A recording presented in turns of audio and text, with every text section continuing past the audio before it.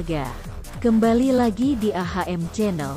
Sebelum melanjutkan menonton video ini, mohon dibantu subscribe, like, komen, dan share-nya untuk mendapatkan video-video terbaru selanjutnya. Terima kasih, semoga Tuhan senantiasa membalas kebaikannya.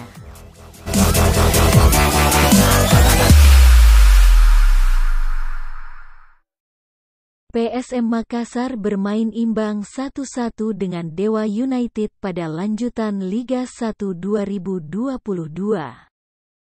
PSM Makassar yang sedang bersaing di papan atas klasemen Liga 1 bertamu ke kandang Dewa United untuk melakoni laga pekan ke-10 di Stadion Indomilk Arena, Tangerang, pada Kamis, tanggal 15 September tahun 2022.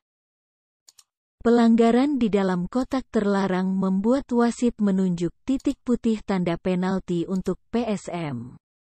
Yuran yang maju sebagai eksekutor penalti menjalankan tugasnya secara baik.